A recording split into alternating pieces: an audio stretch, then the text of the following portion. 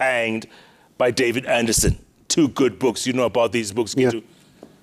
They talk very openly. Yes, very open. About the way and particularly the lady... Yeah, Caroline Nelkin. Caroline Nelkin talked about... She even came to England when we had the case there. That's right. Anderson also attended some sessions of our case. Mm-hmm.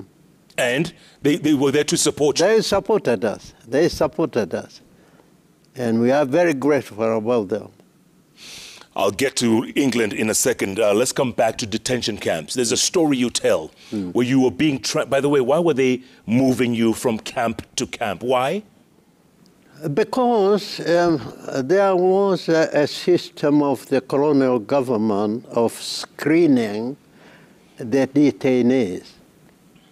If you are screened in Lodwar and you are found not cooperative, then you have to be put out of that camp and leave the people who are cooperating in that camp.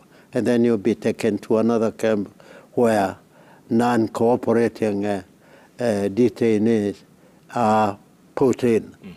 And that is why I was moved first from Athi River to be taken to Lodwar, because I did not confess, I did not like to cooperate with the British authorities, and then I was driven to Lodwar for more punishment, because Lodwar is a very, very hot country, very hot indeed.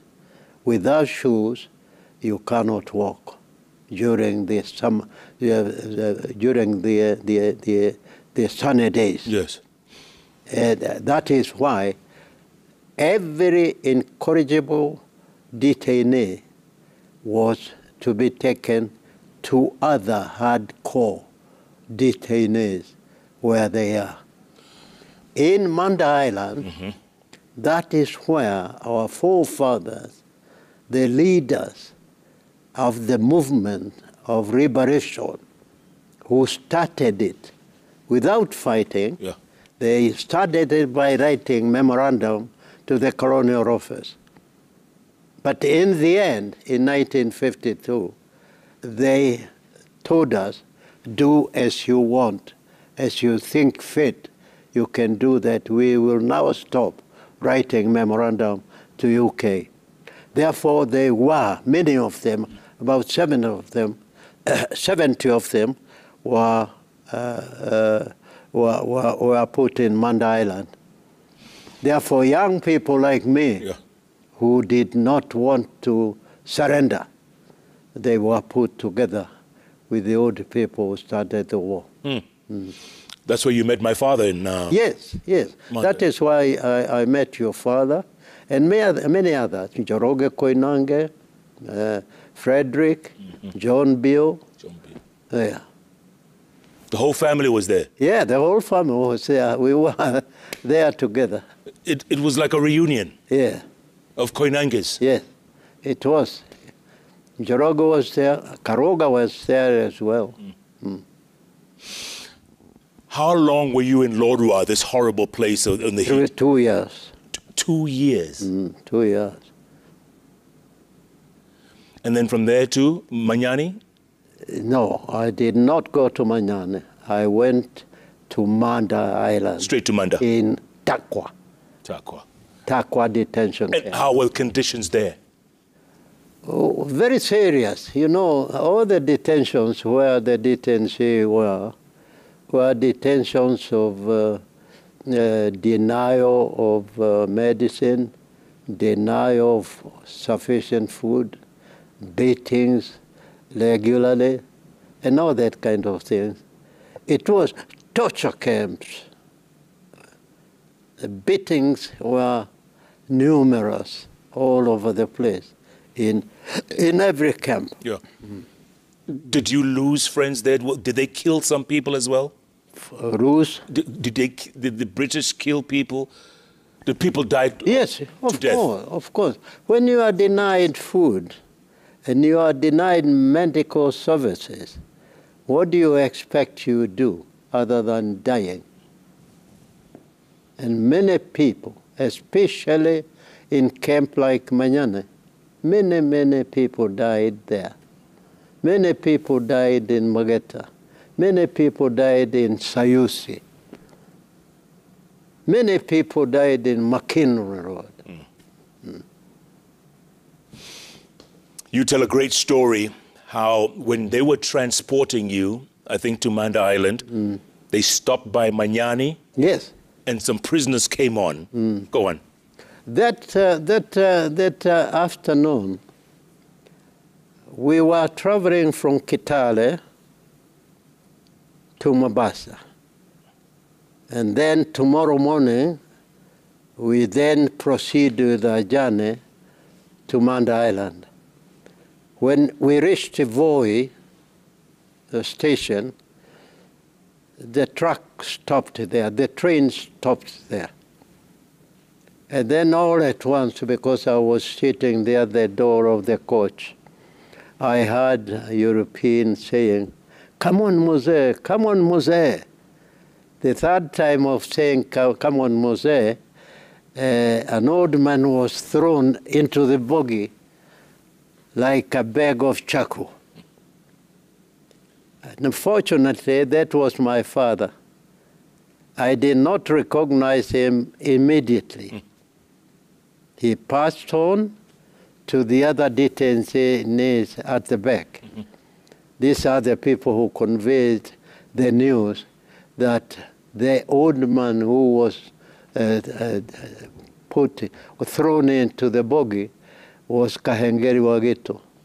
Why did they know? He was asked, "What is your name, Mose?"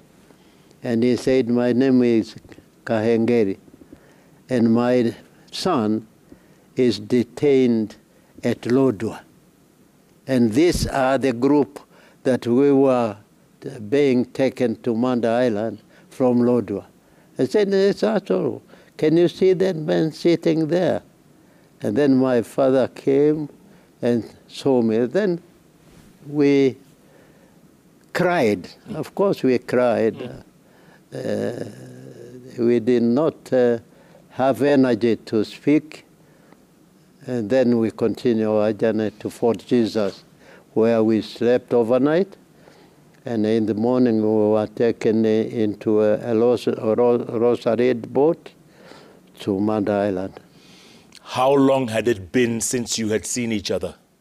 How many years since you saw your dad? My dad? Yeah. Before, how many years had it been? About, before I saw him? Yes. It's about 3 years, because he was detained after me. I was detained in 63. 53. And he came to detention camp in Athi River in 1963 at the end of the term. Wow. So you were in Manda Island in Tako together? Yes, of course. And we were sleeping. I was sleeping on this mat, and my father was sleeping on this. This was purposely designed to hurt us. Because when I woke up in the morning and I turn on my right, I find my father. When he turns on his foot, it is his son. And this is how we stayed in Manda Island for the 4 years we stayed there. Would they beat you there? Did they beat you there? Yes, of course. You have to be beaten in a detention camp, no doubt about that. And you have to be given hard labor, building roads, using your hands. What? How? The usual way you can do a job with your hands.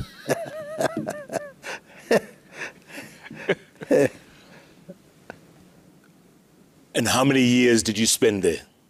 4 years. 4? Yeah. And then they released you, or how did that go about? How were you released? Oh, it came a time, I think Prime Minister was in South Africa, and he said there will be wind of change in Kenya. Yes. At that time, everybody, our enemies, homeguards, loyalists, traitors, even the British administration knew that when that change is that the colonial government is going to hand over the country to its owners. You see? And therefore they started what they called pipeline. What did that mean? You come from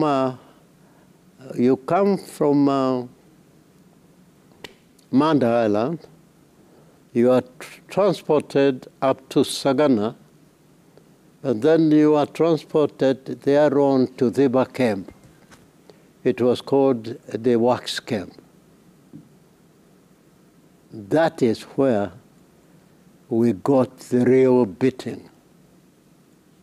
The real beating. I was beaten one morning, and when I slept in the night, I prayed God, and I asked her, can you take my life so that I can not go back to that station tomorrow? Because they beat me until I was immune. I was not not hearing pain again. They didn't realize that. They continued beating me. And then that's where I prayed that, can you take my life tonight so that I die? Why did they Not do that? only me, many people wanted to die because of the trouble we were given by the British soldiers. When you came out of detention, were you bitter at the British? Were you bitter? Were you angry with the British when you came out? Yes, of course, I was angry, but we started another way of building our country. We started organizing to have the Kanu party, because the Cow party was proscribed, and therefore we started organizing our people to form one political party for Kenyan people. And later on, of course, things became clear that we are going to get our independence. This anger was subduing all the time as we go on. Therefore, angry, of course, people, you cannot not be happy when you are being treated in the manner we were treated by the European and their slaves, the home guards, loyalists, and traitors. And yet, you forgave them all. Yes, of course. This is the nature of a human being. You cannot continue enmity all the way, because we presume these people did not know exactly what they were doing to their country. We forgot them. Yeah. We forgave them. You forgave, but you didn't forget. Not forget. We cannot forget the strong beating we got from them. That we cannot forget. But we have no need of taking revenge. And then later on, you sought compensation. Yes. Tell us how that went about. Mau Mau organization was proscribed in 19 1950, August 12th, in 1950. And therefore, we remained proscribed all the years until 2003. When President Kibaki revoked that Sharia, then we organized ourselves and registered an organization called the Mau Mau War Veterans Association, for which I am the General Secretary. And then we thought we had better ask our government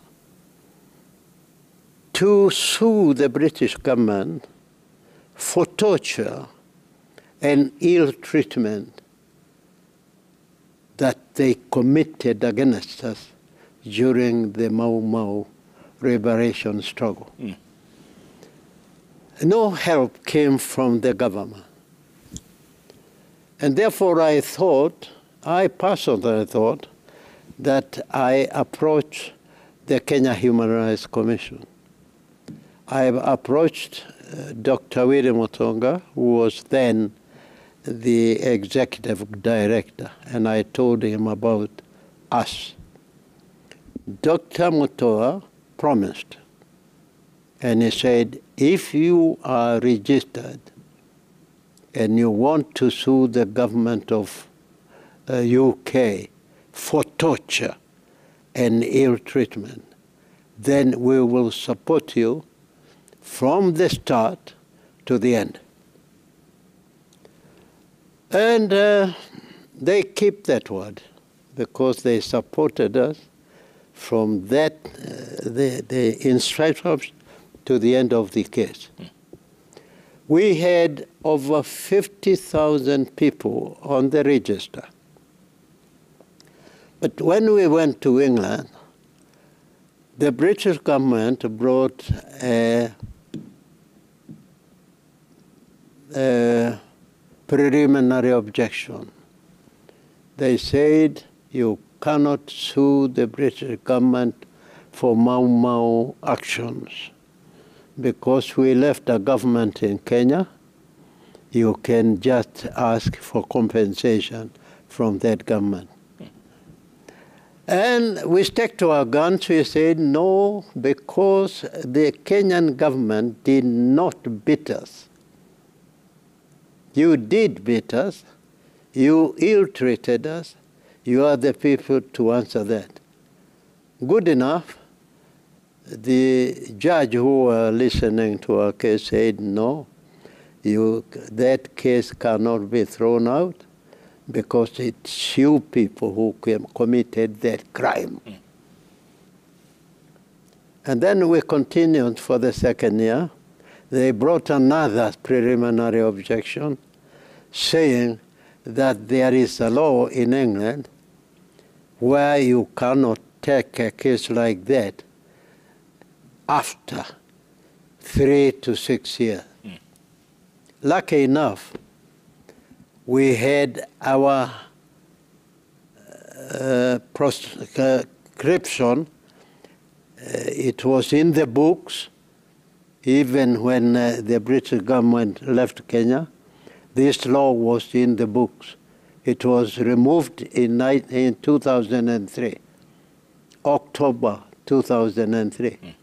Therefore, when we are taking the case in 2009, we are within the 6 years. You see? Yes. We brought that reason to the judge, and the judge said, yes, true, you cannot, because that law was yours. You did not move it to anywhere coming back to England, then you have to answer this case. When they saw that this case is going to continue, they wanted to appeal, to say, who is this judge, a British judge who can listen and agree agree that a Mau Mau case can continue in the loyal court of England. Yes. Then we saw that that was tactical. They wanted to bring these tactics in that way so that they can delay our court. Gitu Kahengeri, an old man, may die. Gitu Kahengeri may not be able to come back to England anymore. And therefore we came back. We went to our government here. We went to Raila, Prime Minister. We told him everything. And then he spoke to Cameroon. He told Cameroon, please let this case be heard out of court. Because these are old people. If they die in England before their case is determined, then you will be cast. Cameroon agreed that he told his lawyers, we continue with the case out of court, and we agree. Then it was we who were to say, what do we want the British government to do to us about their case? Number one, we said we want compensation. Number two, we want you to apologize, to tell the world that you did wrong things in Kenya, and you did tell the world that we were terrorists, and in fact we were freedom fighters who are fighting for their country. We want you to tell the world that. And thirdly, we want you to put up a monument in Nairobi celebrating those who you were calling terrorists during the Mau Mau struggle. And they agreed to that. To all three? Yes, they agreed. But they didn't apologize?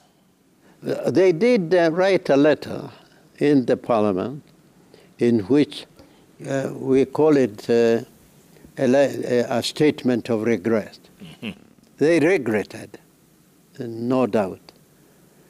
But we accepted that. And then they paid each one of the claimants 340,000 shillings. And we thought we had better take that money because if we continue with the appeal, we may lose everything about that. Yeah.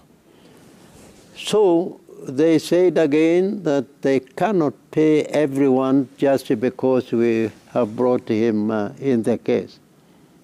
They have to select a committee of our lawyers and their lawyers to come to Kenya and interview all those who are in the list of the case. If anyone issues a statement that can sustain a case in the court of law, that person will be paid the money. And that is what they did. They brought a commission here. We took them everywhere where we had our members. They interviewed them. Those who passed the test were given a letter that you have passed and you'll be paid 340,000. Give us your ID and open a bank account. They were coming with the managers of the bank. Open your bank, give us that card, and they were sending the money. When they went back to England, they were sending back through the bank to his account, right, or her account. And out of... We did not, as an organization, receive any money. Out of the 50,000, yeah, about how many got? 5,228. Got compensation? Yeah. And the rest? Yes. The rest did not get anything because they did not answer the question to the satisfaction of the committee. Do you think that was fair? No, it cannot be. We were to be paid a lot of money. But because we had no strength, we were weaklings. then we had to accept what they offered. We came back here. I asked my people, can we accept this little money? I said, yes, take the money, because our government has refused to speak for us. That's what happened. Yeah. Again, you were let down by the government. You were let down by the government. Yes, of course. By now, let me say this, Jeff. If it were a government received by the freedom fighters, many things would have happened about the people who liberated this country. We would have a budget, billions, in the budget in budget of Kenya, to write history of what we did to liberate our country, to compensate those who fought the battle. All this could have been done. Yeah. But nothing was done. Nobody has ever received anything in appreciation of what we did for this country. I guess it begs the question, Gitu, do you regret fighting for this country? No, Jeff. No. I am very proud, because I went to war with the British to liberate the people of Kenya. And I knew who are the people of Kenya. The people of Kenya were the people from Namanga to Moyale, and from coast, Mombasa, to Busia. If these people are free today because of my effort, what regret then would I have? It's so being proud that I did the job that was assigned to me by the people of Kenya, to liberate their country from an enemy who occupied it for over 70 years. I'm proud of that. Yeah. It's amazing. But there are many who died. If they were to rise today, they would look at this Kenya 60 years after the first Madaraka Day, 60 years, and they would be disappointed. They would be disappointed in today's Kenya. Those who died?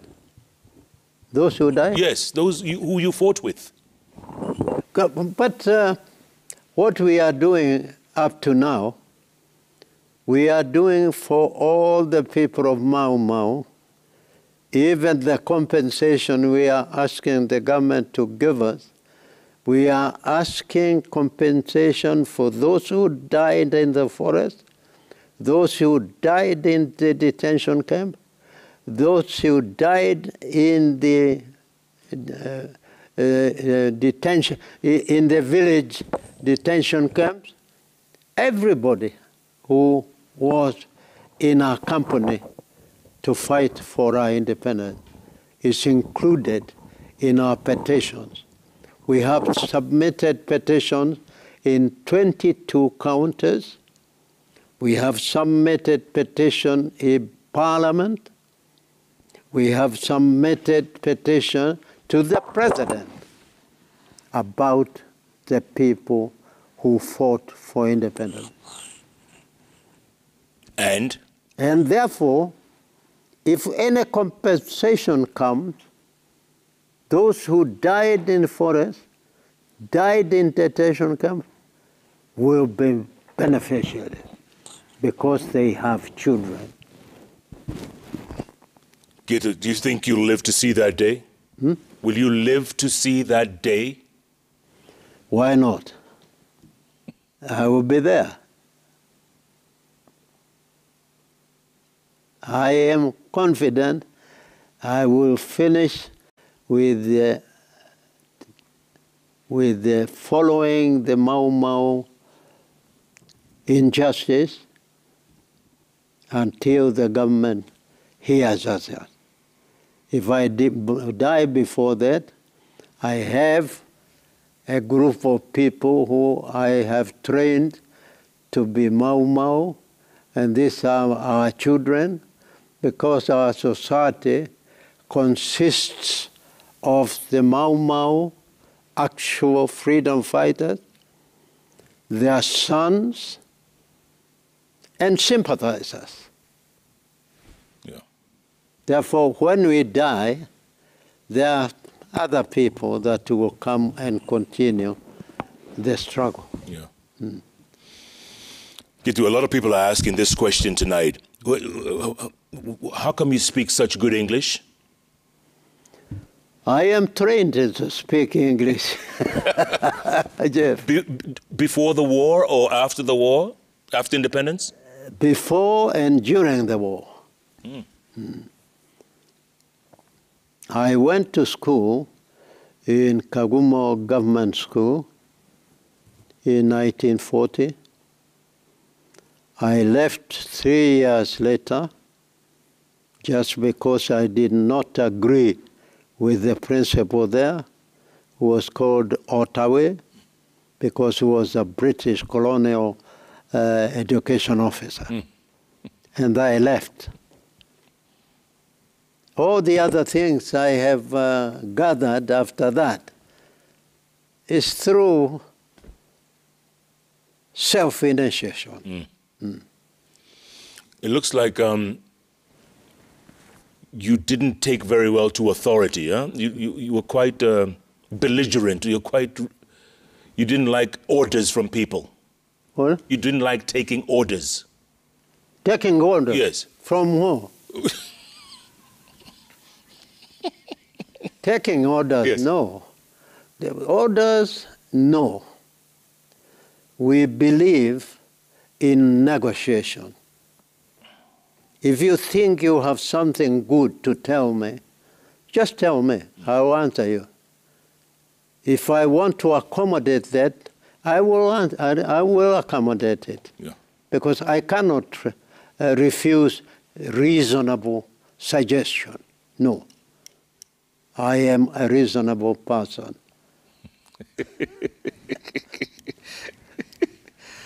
I want to go to the wall and see. There's a lot of reactions from people today, okay? Okay. Let me just go and read. Okay. You sit there and you can watch. Okay. Wow, what a conversation with a 99-year-old man. Unbelievable. Tweets coming in thick and fast. Brian Kipkogay says, a real Mau Mau veteran, 99 years later with 7 years detention, Gitu Kahengeri is still eloquent, audible, and mind-wise. Oh my, this is a real Mau Mau fighter. No doubt, no doubt. Magwaz says, I'm still surprised that we have a Mau Mau veteran who is 99 years, but looks very strong and healthy. Long live Mze Gitu Kahengeri. Long live, long live. James Baragu says, hold on, did you say 99 years? Wow. And still young with too much wisdom. The Githogo, the English, is on point. Have many more years, a lot to be celebrated. What's his meal plan like? Oh, let's ask. Gitu, what do you eat to stay so young? Nothing special. I eat ordinary food like any other people in the villages. But God is great. All the time. He's looking after me. Yeah. Do you like meat? Yes, I like meat. I like meat. I eat meat. I eat ndoma. I eat guache. Yep. This kind of things, which is available to poor people. To everybody. Yes. Gure Ngati says, Gitu definitely needs a thermos of dubia. Source of wisdom, I must say. Duvia. Jacob Caleb says, what an inspiring story of Mau Mau freedom fighters by Mr. Gitu Kahengeri. May we all live with the spirit of brotherhood as Kenyans. Dear Lord, continue blessing Mr. Gitu Kahengeri with many years of good health and sound mind. Absolutely. One last one here. John Kaleke says, Kaleke. Ask him a brief history of the school he attended. That English sounds UK version. I celebrate you, sir. As Kenyan hero, he did say he attended Kigumo Boys for some while. You speak Queen's English. Thank you. And you went and liberated us from the English. Okay, okay. Well done, Gitu. Going forward, 60 years tomorrow and counting. Talk to the nation. What do we need to do to feel like a nation? Because many people say Kenya is not a nation. It's just a bunch of tribal, ethnic cocoons. What do we need to do to become a nation? Well, Jeff, this country belongs to us. No one is an exception. And we like it. We like to work hard for its growth. And we are ready to do that. We have also taught our children to be hardworking people for their country. What they are missing is leadership. And for the leadership, we are asking the people who are in the leadership to embrace dialogue. Because dialogue all over the world is the mother of all agreements. Without dialogue, you will not agree with the people, other people. You must talk to the people. How do we talk to the people so that we can have our country grow? One, evade selfishness. Number two, fight corruption in all the ways that you can. Number three, remember the people of this country must be united to be able to grow their country.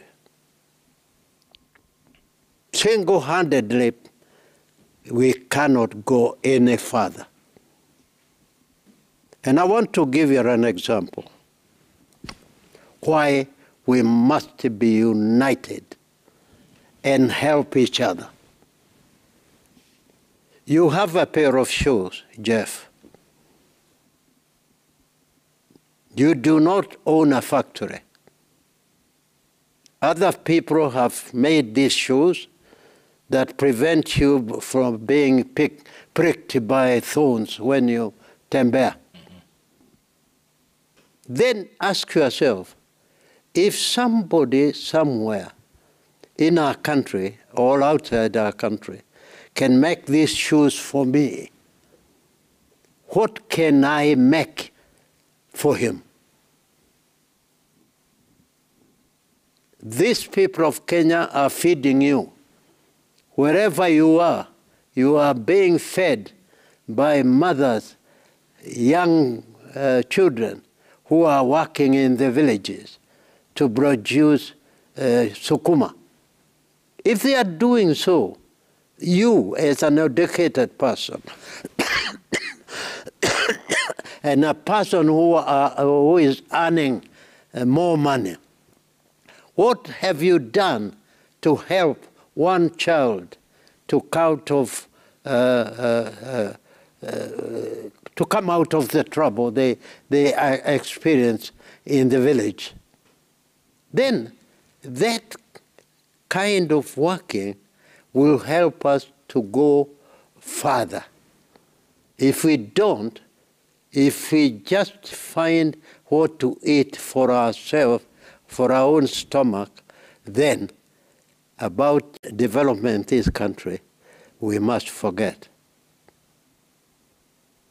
So, I appeal to our leaders, wherever they are, be they MCAs, be they senators, be they parliamentarians, be they who or who, they must try to unite the people of Kenya, starting from their village, so that this country, when it becomes united, we will be stronger, because unity breeds growth. We cannot grow without being united. That is what I can tell you, our country. Yeah. Secondly, I want to tell the leadership that is in the government today. We had Deputy President talking about the Mau Mau freedom strugglers who shed their tears, who shed their sweat, who shed their blood to liberate this country. That he knows they were not treated well by successive government of Kenya. If he knows that, then let him start a program to help the people who fought for this country in the way he can. Number two, the president of this country, I appeal that freedom fighters are recognized in our Constitution. If you read the preamble of our Constitution, we are completely recognized.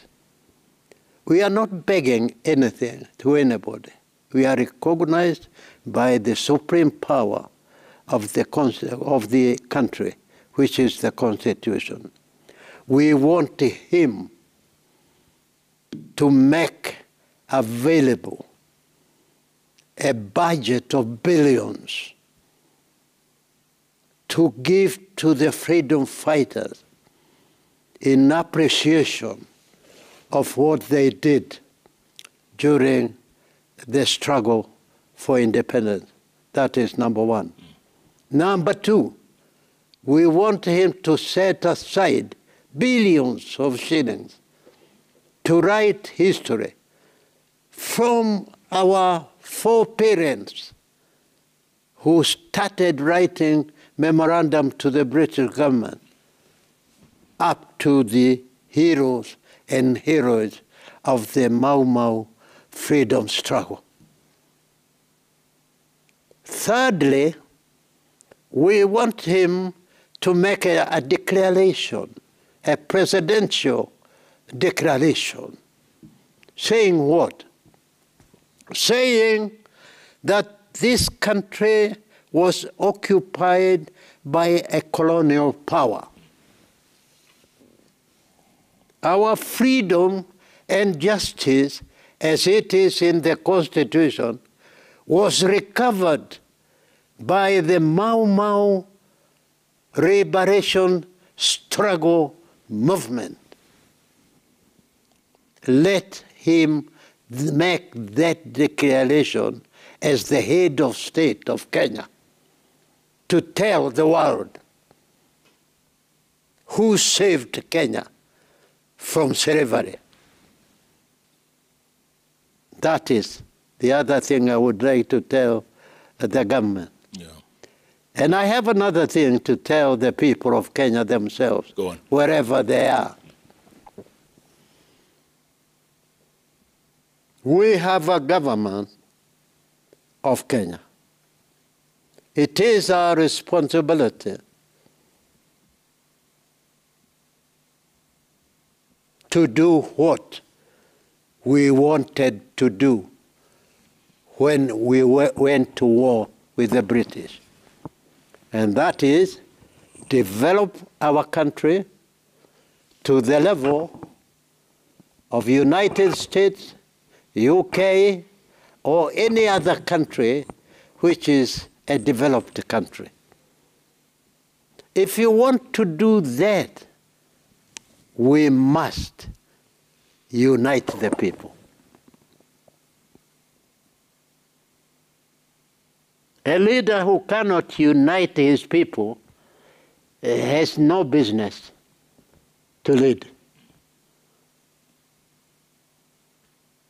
The duty of a leader is to lead, not to hear other things outside the leadership. His duty is to lead the people to the right direction. And we hope our leaders will hear us and grasp